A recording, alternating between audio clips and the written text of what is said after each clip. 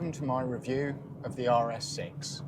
This is my review of my car, and I've had this for now about 18 months, and I'm going to tell you everything that's good about it, everything that I dislike.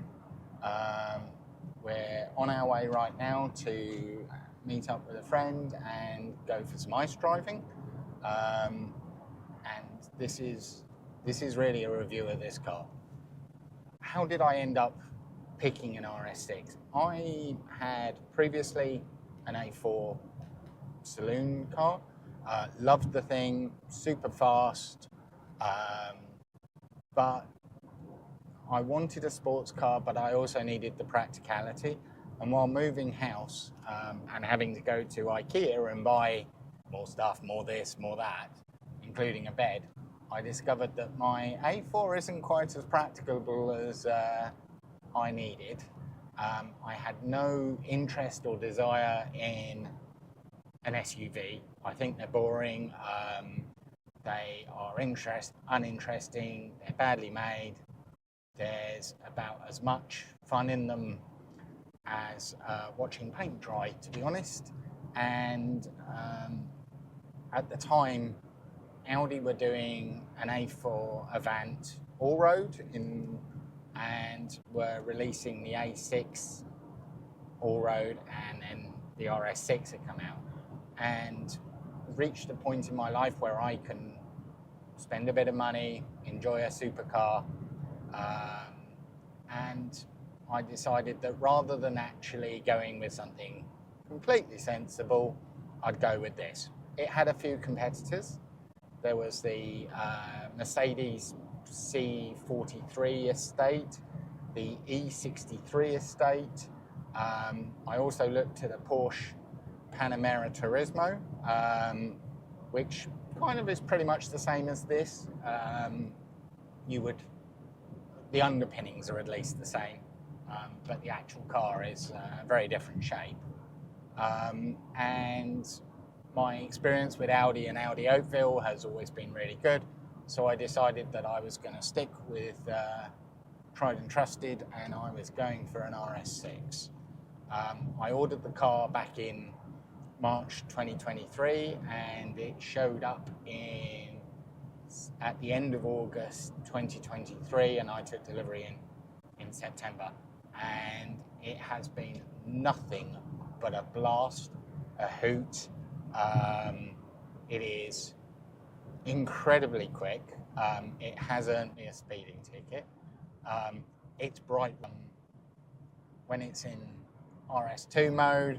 It's noisy, it barks, it's got a great sound to it. Even when you're driving it in auto, as I am now, we're cruising down the 407. I'm following along with everybody else. I'm not using any more than 10% of the car's power, and it just pulls beautifully. It handles great. The brakes are incredible. They're huge, but they are incredible.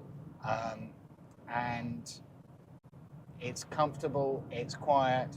For blasting up and down the highways, it is the absolute perfect car.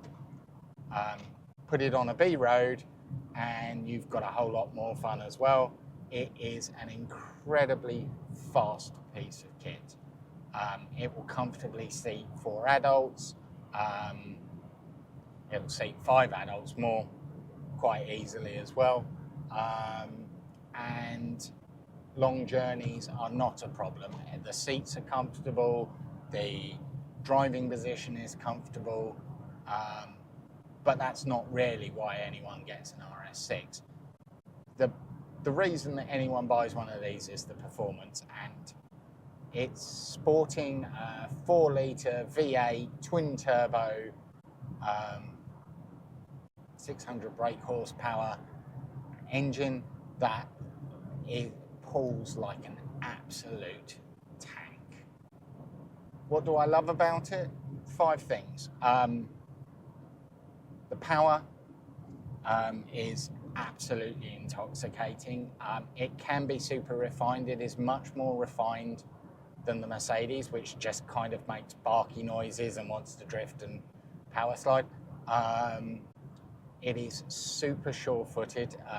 It snowed last night, which is why we're going down to this ice track.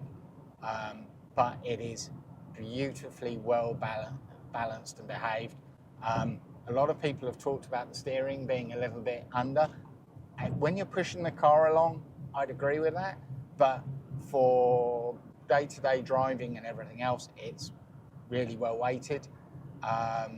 You don't notice the front end being that heavy and the understeer coming through. And it goes brilliantly. It has been incredibly practicable.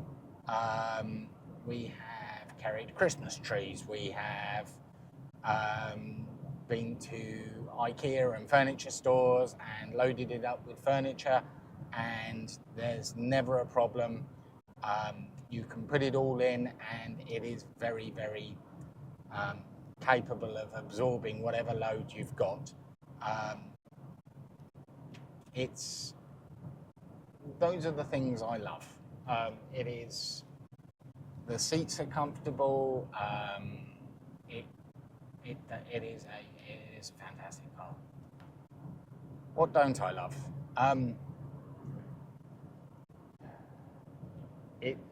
I think the things I don't love are probably the center console. On the European versions, they come with like a cover. In this one, it doesn't. It looks weird on a very, very expensive car to have just a simple plastic insert. There's probably lots of reasons for that and everything else. I'm okay with it, not the end of the world. The infotainment system is really good, but is massively complicated. There's lots of things that I think it does, but I haven't worked it out because I'm trying to drive, or I'm not going to sit here and read the instruction manual all the way through and then come back downstairs and have another go at it.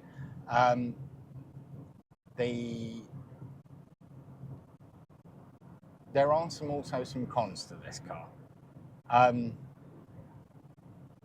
We'll talk about them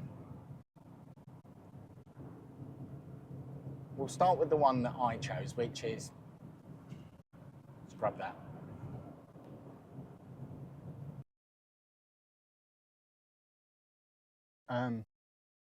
Cons of the car. I think the first con that we have to talk about is really the one about the colour I picked. I picked Tango Red. The car looks beautiful. It is a gorgeous looking car, but my God, does it get some attention. Some of it is really positive. Car lovers love the colour. You'll get a really, really positive response from them. But I'm going to be honest, it also attracts, a bit, the tailgaters every now and again are a bit over the top. The police definitely spot it, as it is an estate, and it's a fast estate. But it is an awesome car, and part of the reason why you pick a car like this is for the attention. There might be a few people saying, "Oh, well, you use a car like this to attract women." I'm sure that there's a lot of cars that don't. The majority of sports cars do not attract women; they attract other men. I'm just going to put that out there, just in case you're thinking, "Oh, I'll go and get myself a fancy car, and that's going to win me women." It doesn't. The other problem with this car, and like one of the big cons about it is incredibly expensive.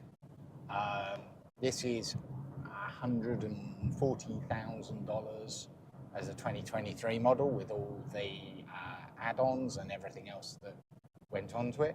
And we can talk about that. I mean, the base car starts at $129,000, which was not an unreasonable price.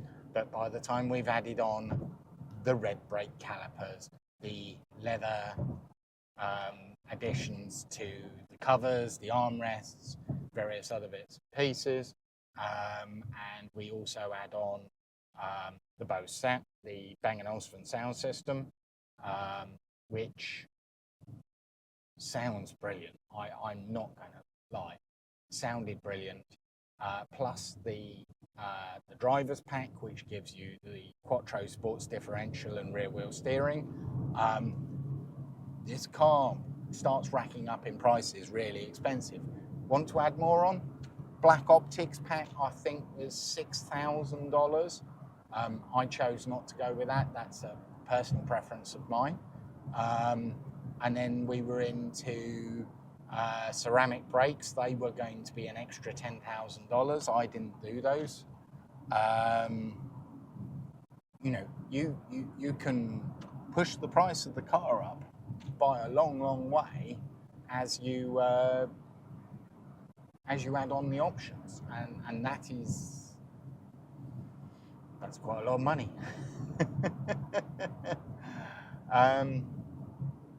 So you do have to recognise that it's not just the cost of buying the car up front that is expensive. It's also the cost of running it. It takes premium fuel. It's got a 70-litre fuel tank. So at the moment, if you're going from, you know, the fuel warning light just being on to full, you're looking at a cost of somewhere in the region of about $100, $110 every time you fuel up. That is not, and that becomes quite a regular thing if you drive it any level of distance. On top of that, if you're doing short journeys, it drinks fuel like it's going out of fashion. Literally, at times, I have got no more than 400 kilometers out of a tank. Best is 700 kilometers on a long haul journey. Servicing, I paid for upfront servicing, so it was all included for the next 4 years. So all the normal wear and tear, fluids, everything else, it's not really a problem. I'm not going to get to a note with that, but this car is not a cheap car to maintain. The tyres on it for the summer are 22 inches. I'll put a picture up so you can see what it looks like on its summer tyres. They are nigh on $700 a pop if I am to put a puncture in one of them. The rims are astronomically expensive as well. Again, it's a damage to a rim is something that you don't want to do. I will talk about, there's a con, one of the parking aid system on this, because it is a little overly protective, which is one of the reasons why I've not managed to have any damage to the outside of the car so far. It is an expensive car, but you go into buying one of these cars knowing that, and that's all part of the joys of owning one. I was actually quite surprised at the cost of insuring this car. Wasn't as bad as I was expecting, considering what it can do, the cost of the car and everything else. I will warn you this though, there are a number of insurers that, because it is over 500 brake horsepower, will not insure you because it goes above what they're willing to accept, which in some ways is kind of weird, because at the same time they will insure me to drive a Tesla, which can accelerate faster, theoretically has way more torque, is more likely to get into an accident, and yet this then becomes the different story. But again, it comes down to what electronics are on the car, what safety aids, what sort of a car it is.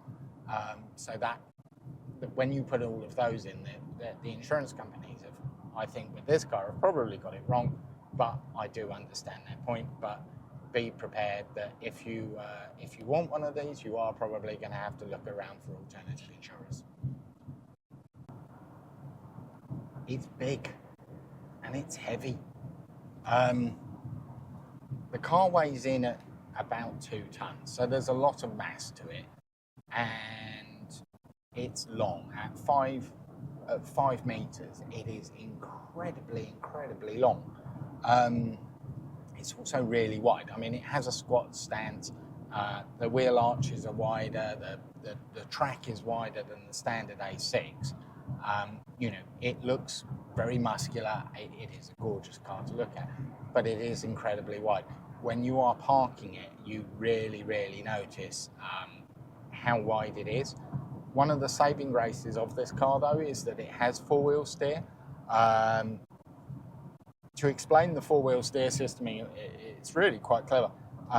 At slow speeds, the back wheels will turn in the opposite direction to the front wheels to effectively tighten up the turning circle.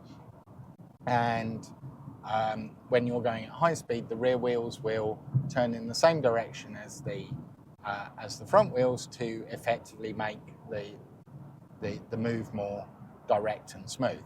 It's really clever. I can happily and with great joy state that the turning circle enables me to actually park this better in my garage than I could my previous Audi, which didn't have that system and was actually a shorter wheelbase and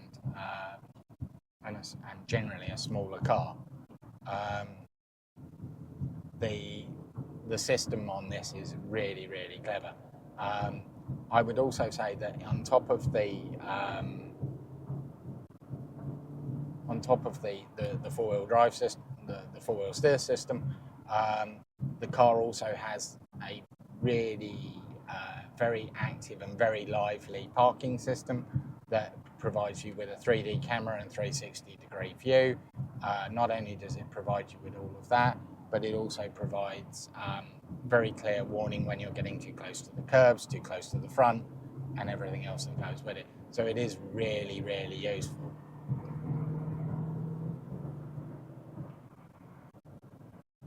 One of the things I love about this car is the power. It is absolutely, completely and utterly intoxicating. And you can hear that roar and that sound as it takes off. And the boost kicks in, and there's a valve in the exhaust somewhere that makes it noisy or doesn't make it noisy. When it opens up and makes it noisy when you go above 3,000 revs, it sounds glorious. There is no other way to describe the sound in this car. The acceleration on it is blistering. It is like hitting a hyperspace button. You can get from 0 to 100 kilometers an hour in just over 11 seconds. 0 to 60 is 3.4. You know, on a dry day in good conditions and everything else, it is unbelievably fast. To overtake items in this car is a breeze, because you can literally look at the gap, make the judgment, and just go for it, and the car will take it all and accelerate with no problem, no issues, and it's smooth. It's unbelievably smooth. You don't have to work too hard to do it, and it is intoxicating to do. Really intoxicating to do. The auto start-stop system in this car is really good. It's a 48-volt mild hybrid system, which is great. There have been reports of the alternator, which is used to effectively be the starter motor, and having problems with the car failing and batteries failing. There is a warranty recall out for that. I haven't had any problems, but I know other owners that are on Reddit that have had to have their cars towed home or taken back for various different occasions due to the problem. Bit unclear but it seems to it has required a warranty recall, which is just one problem, but it's not well. Jesus Christ! Easy. Oh my God! There go my keys. I'm going to take this one easy. Yes, please. Whoa!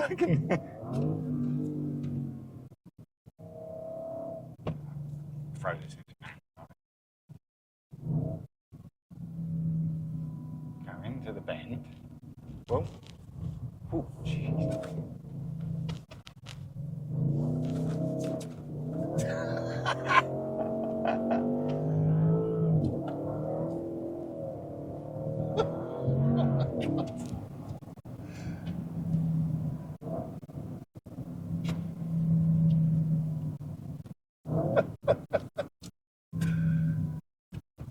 My nephew's going to love this. He's just learning to figure out how to drive now. How's it feeling? Slick.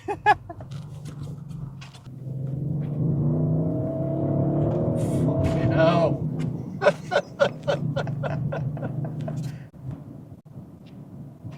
God, it just eats straights. It is like hitting a hyperspace button. Yeah, cool idea. Like you say, you really get used to how your car handles as well.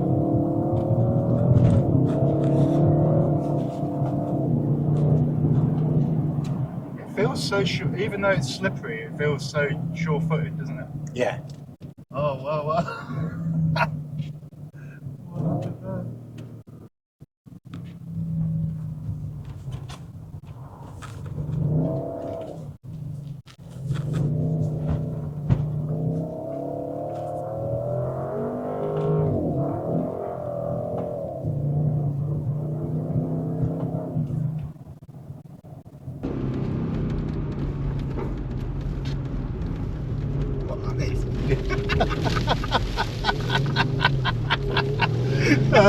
Dear. That's going to be a good one on the cameras. That can be the end. Yeah. Just fade to black. Time to go home.